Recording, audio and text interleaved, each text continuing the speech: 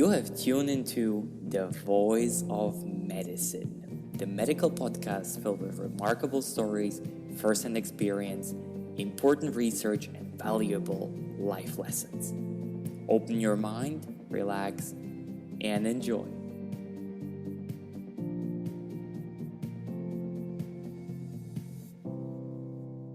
Ladies and gentlemen, welcome back to The Voice of Medicine. Today with me, Michael, once again, and a very special guest from Spain.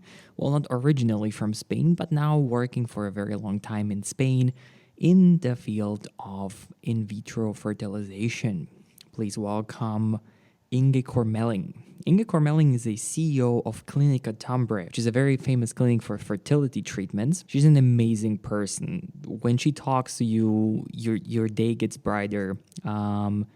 She's a very sharp and clever thinking businesswoman. There is a story to why she is working the field of fertility treatment. I have to say I'm very honored that she took her time to tell us some of the touching stories that she's going through with her patients at the clinic.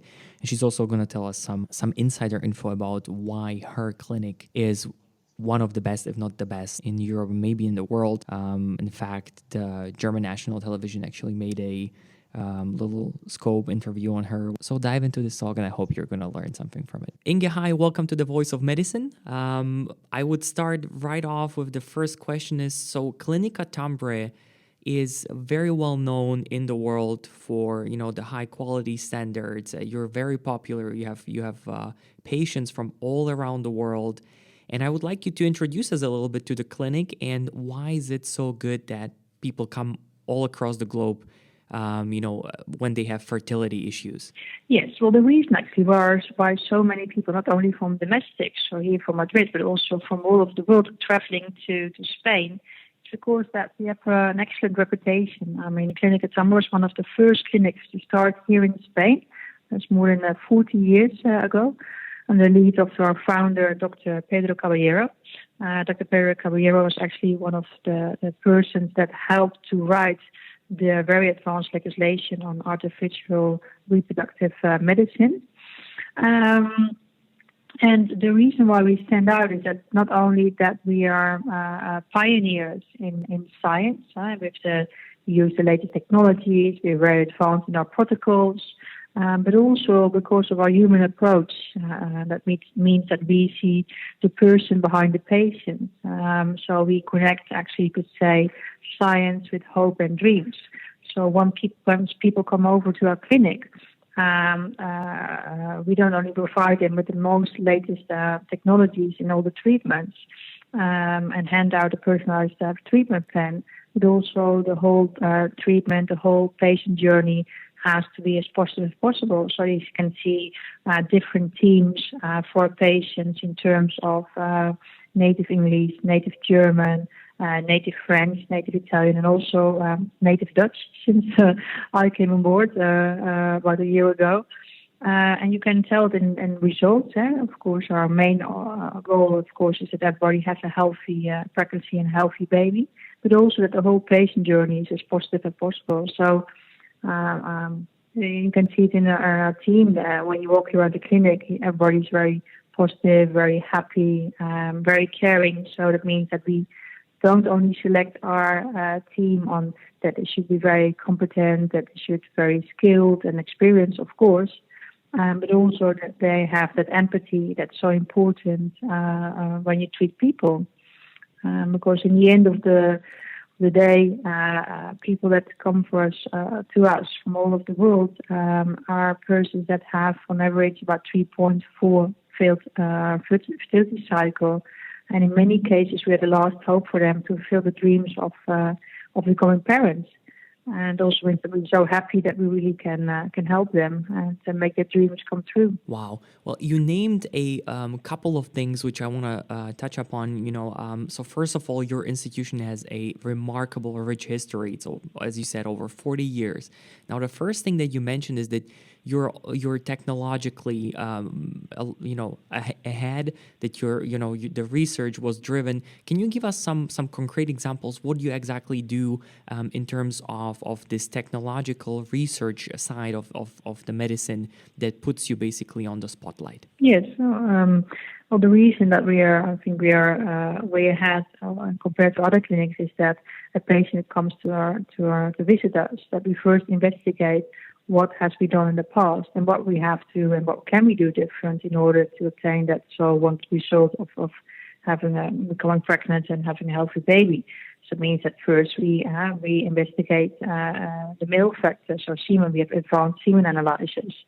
Then we, of course, we investigate the quality of the oocyte and the quality of the embryo. But also we want to prepare the uterus, the womb, as good as possible. So we have many technologies and different protocols that we investigate the male factor. We investigate, of course, the oocyte and the embryo, which if not doesn't have any chromosomical abnormalities. And then, of course, we also investigate the womb that is as receptive as possible to transfer and to receive actually the healthy embryo. So those are those factors that we investigate. And on the other hand, we have a great team. Recently, we concluded agreement with Professor Joyce Harper from the UCL, the famous university in London. Professor Harper, she's a great embryologist, but above all, a great lecturer and performing many studies. So she's our scientific advisor, and we're going to start 4 new studies, again to improve our protocols, but also to teach other clinics, how we perform medicine, because in the end we also believe that teaching is very important. So we investigate, we teach, we share our knowledge as well in order that it's positive for all of patients who are still looking to become pregnant. This is really great, and through this process, you're continuously getting better and better, which then again, goes basically for the advantages of the patients that are coming to you. The second thing that you named was your personnel in terms of how the service is offered to your patients, and you mentioned empathy. And I had to think, about what once my grandfather told me. He said, you can have the best product, but every service is only as good as the people who perform the service.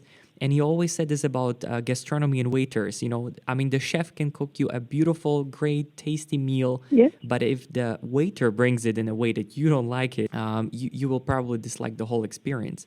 So what is your way of picking staff, or how do you look for the right employees to make sure that your patients really feel treated in a unique way? That's actually a very good question. Well, that's all when you recruit. That is, in the end, it's about the recruiting process. So then, of course, you have to look what experience they have, if they have any. So we are speaking about not part of that they have to be skilled and experienced, but the part about the human approach part. That's actually what you can tell quite quickly in an interview, so that people have that empathy and they can understand what people have been going through before they come here. So, of course, it's excellent medicine. It's outstanding medicine, what we perform here with the help of the latest technologies. So scientifically, we are absolutely pioneers compared to any other clinic. But the empathy, that's what you can tell when you interview a person. Then you can really tell if they're really interested also in seeing the person behind the patient, that the patient is not a number. We're speaking about human beings that have gone through many, many failed IVF cycles. And actually also, besides having the best treatment plan, a personalized treatment plan, also need a person that cares for them. So, and that's also what I said before, when you come to the clinic, you really can tell that from the receptionist to the nurse, to the doctor, to the patient coordinator, you can tell that everybody cares for the patient and they want the best for them. And we always do that extra step, that extra mile that if needed has to be taken. We do that in order to help our patients. What really amazed me is when you told me that your staff, so you have a couple of people with different nationalities, different languages, so you cover languages.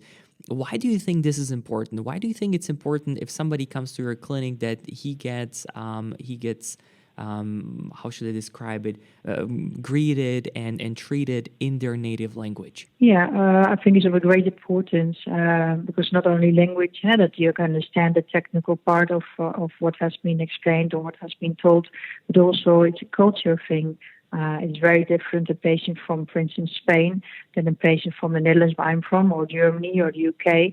It's a totally different culture. So you can't expect that people that come to a clinic for 24 hours or perhaps for a few days, that they adapt to the Spanish culture. So we have to adapt to the patient that comes to our clinic. So not only language, but especially culture. And also protocols, the way they work perhaps back in the country, if it's with insurance companies, if it's with the doctors, how they have been treated over there, that they understand where they're coming from. But it's mainly a culture thing. It's so nice that especially when you have a problem that you can speak to somebody from your own country and they understand exactly what you have been going through and they understand exactly what doubts and fears you might have. And just to help them and guide them through the whole patient journey. I'm thankful that you brought exactly this topic up. So when a couple with fertility issues come to you, surely you have to, maybe level in terms of expectation. You already said that you have to talk to them about what they have been through before they came to you. But would you maybe give me and our listeners an example? What happens when a couple comes first time to you? What are, for example, the misconceptions that they might have, and you need to kind of level with so they understand, what's really going on and how you can help them, and maybe what things you cannot do for them? Yes. All right. Yeah. Well, normally when I see that the patients come to a clinic, they're really always possibly surprised that we take the time for them, that we speak to them, and that we listen to them. That's normally set above expectations. So for us, it's very important because then we learn, what has been done in the past, and we learn about the treatment, and then also we learn how we can improve that and improve their possibilities to a successful pregnancy rate. Normally, they're always amazed that the clinic is so international, and very understanding. So that's actually above expectation. And also all the help that and the support we give to them. So it means that we, in our case, when a patient comes from abroad, that normally is two journeys. So the first journey is that they come for a first visit. So we pick them up from the airport. We bring them to a hotel. We have special agreements with, so it's more economic to book it this way. Then they have the first visit. We do the semen analysis, so they're always surprised that we always investigate all factors before even handing out a treatment plan. So there's a totally different approach than they are used to. And then also that when they come back for fertilization, embryo transfer, that we really guide them through the whole process. So they're not left alone. They're not a number at a clinic. They're personally taken care of, and anything that they need, that's with the personal assistance. That's normal for us. So they really feel sort of pampered, because in the end, what we want to do is we want to take out all the stress factors that a fertility treatment can bring along, which is normal, especially when it's one of your last chances to achieve a healthy pregnancy. So in general, people are very positive and they really are amazed with the treatment they get over here, and especially knowing that we can actually help. If you look at our success rates, especially in the treatment after donation, 9 over 10 people after the special package, they get pregnant and have a healthy baby. So it means that actually we can help almost everybody. And that's just amazing. So people really love that. Yeah. And to think about what we can't do, what we can't do is that we can't guarantee success. We can't guarantee 100% success rate, because in the end it's still about the 10% that we also don't know. And that's nature, and that's very unfortunate. But that's the part we can't do. So we can't overpromise.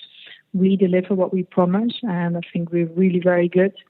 To be honest, I think we're one of the best in the market due to experience, due to being pioneers, due to implementing and continuous investing in new technologies. For instance, we have the best equipment in the market. So we invest a lot in technologies. We invest a lot in scientific studies. But it's true that about the 10% we also can't help.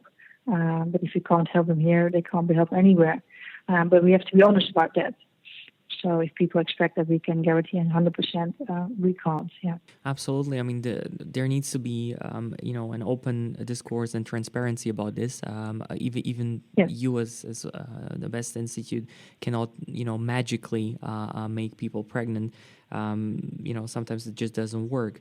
But here is the thing. I mean, before I looked into this topic, I didn't know how common infertility really is. For me, I thought it was rather uncommon. It's a small percentage, but after looking into it, it's not as small as I thought.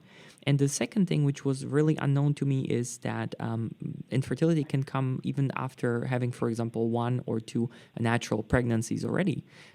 So this is something new to me. How do you deal with, I would say, educating your patients about these things, or do they already know?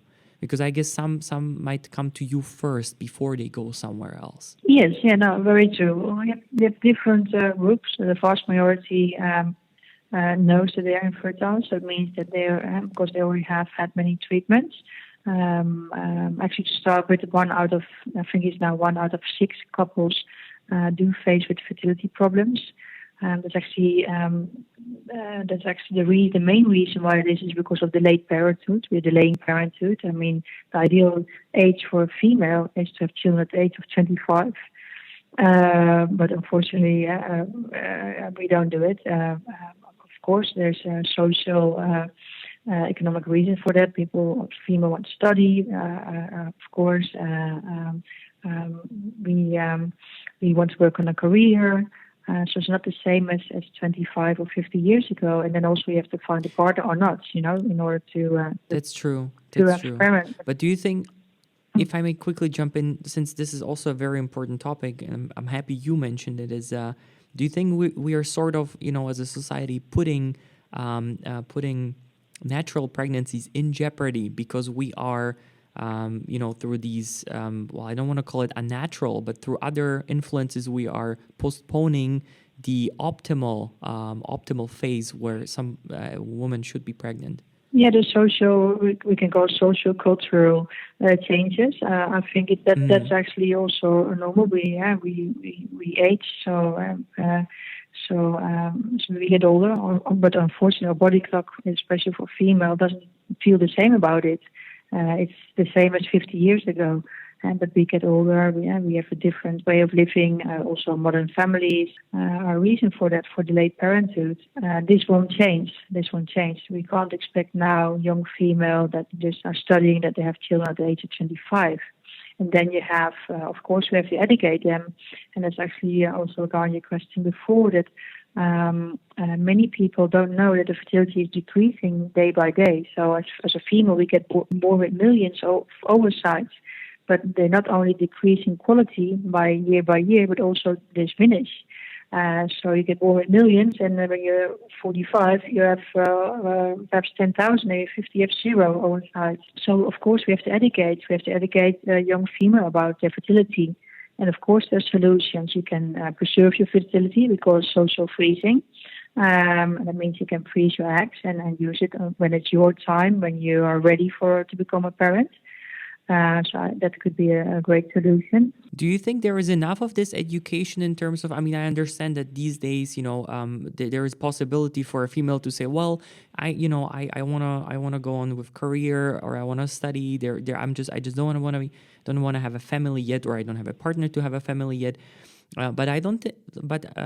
And there is, as you introduced, there is the possibility of preserving this with freezing. freezing the eggs, but I don't think that many people know about this. Or do you feel like there is an awareness among younger people coming more to you and being like, well, this is the plan and I need a backup? Yes, absolutely. Yeah, no, there's not enough awareness about it, and there's definitely we should educate about it, because we always speak about how not to get pregnant, but we never speak about how to get pregnant and how to preserve your fertility, and what happens if you're 35 and you have a great career but you haven't found the partner of your life, or perhaps you want to do it alone. What are the next steps? So I definitely think there's a lack of education, a lack of communication on this topic. We as a clinic, but in the end, we at the moment just one clinic. We do give lectures. We do go to university. We actually have a new campaign. It's called Tempo. So it means in your time you decide when to become a mother, and educate patients about young power female about it.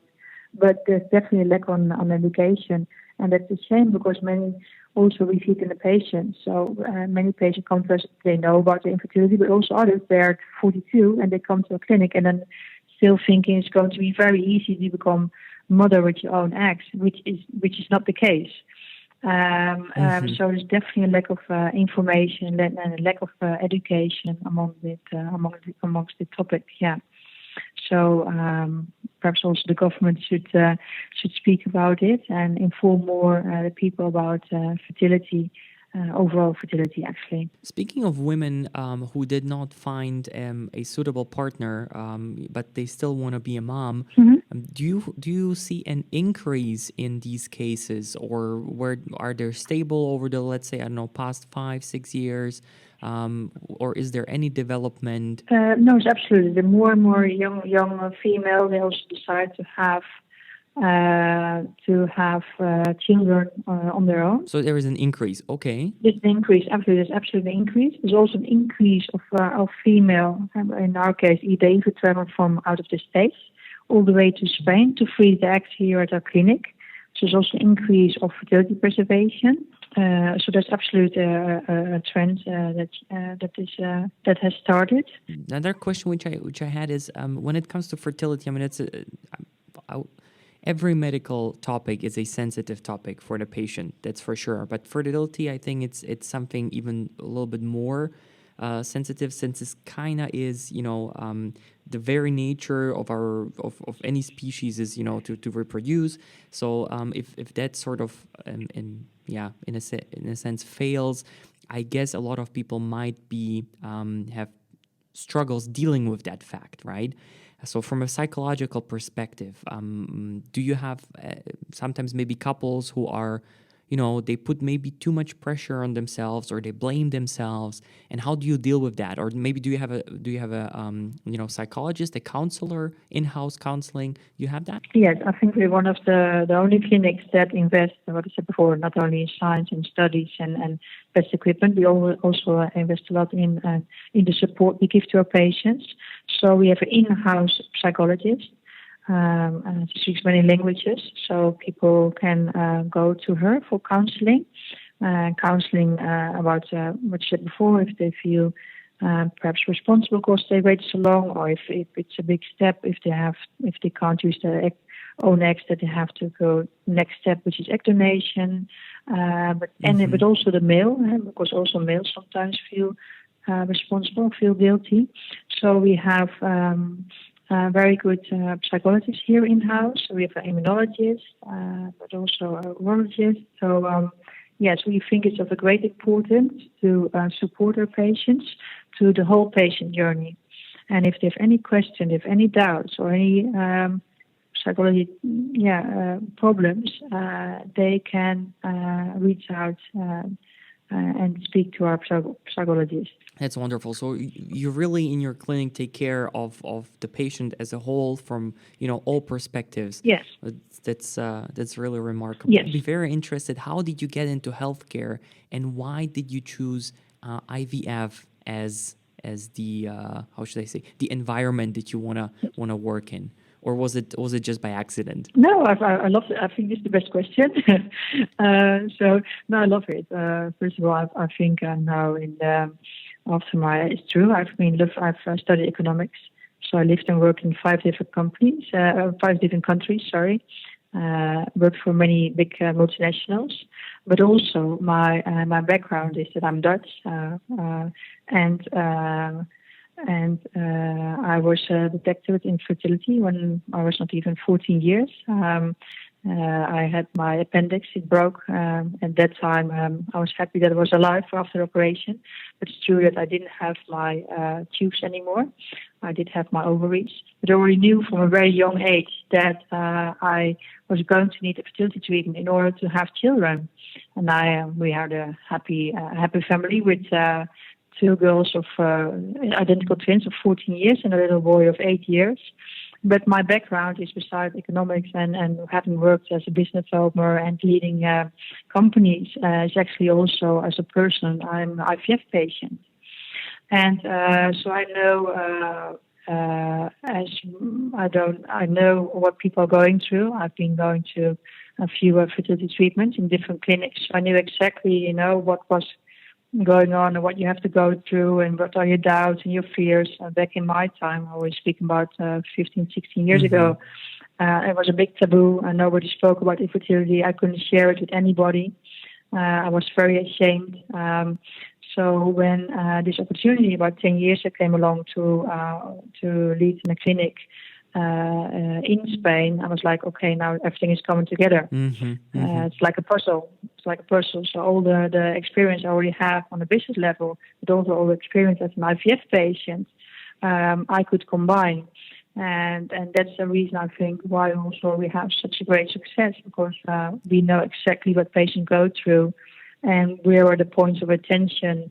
And still we learn a lot of also of the feedback of our patients, of course. But having been an IVF patient and having been going through the whole process as a patient makes a great difference. So it's not out of the books; it's out of personal experience, and it also what on a personal level it always makes me feel very happy and good when I see patients coming to the door and I see exactly what they went through, and if we can help them and we see that we can help them, it's really very fulfilling. So in the end, I think in this job, if you can call it a job, I actually call it my life. IVF is my life. You really can make a difference in people's lives, and I think that's the most beautiful thing anybody can do in his life. Well, thank you very much for sharing this wonderful story, and I'm, now also it makes sense to me why you are so driven and passionate about your job, because you've been on the other side. And you know what this is about. And congratulations, I'm happy that everything worked out for you, and you have two beautiful daughters. So that's really great. And you're sharing this, you're helping other people fulfill their dream of family as well. And I saw that you've been, that actually the national German television came to visit you guys in Spain. True. And made a scope on you. That must have been also, very rewarding, I assume. Absolutely. It's not a little thing. The thing I wanted to ask you is, you must probably have tons of stories with couples which made you happy and made them happy. But if you could pick one which kind of stuck maybe in your mind, sort of a special highlight from your career so far, would you tell us, in brief about that? I could tell you. Actually, it's a Belgian couple. I met them. They're actually quite young. They were still at that time 35 and 36 years. It's quite young for IVF patients. They had over, I think, 13 failed IVF treatments, and they had two ectonation treatments back in Belgium. All failed. When I met them, they were so devastated, and they thought they really never would have children. She had implantation failure, so we had to investigate endometrial receptivity array.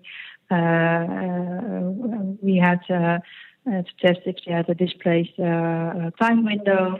Also, with him, we had to investigate his semen, why we couldn't create beautiful embryos. So we found a perfectly matching donor for them.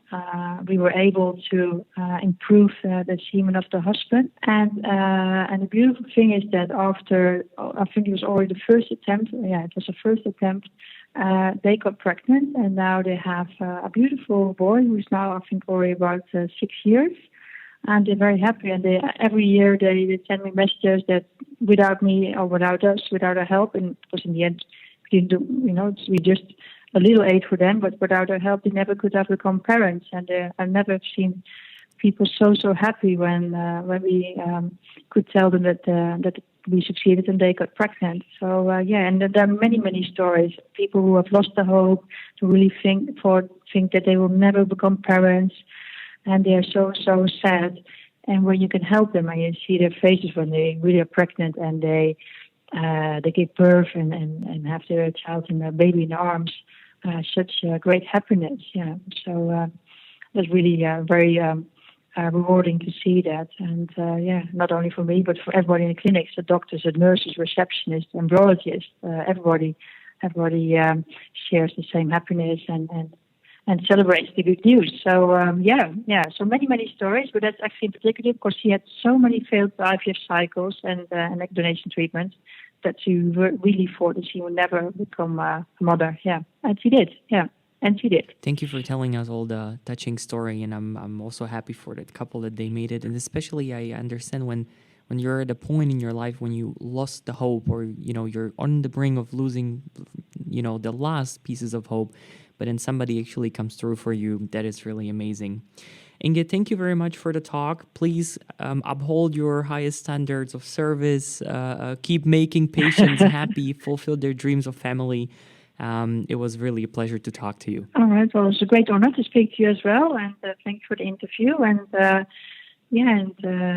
wish you all the best as well. Yeah. Thank you. And we will keep up the good work and welcome and help as many people as we can. Yeah. This was The Voice of Medicine. Make sure you tune in next time and take care.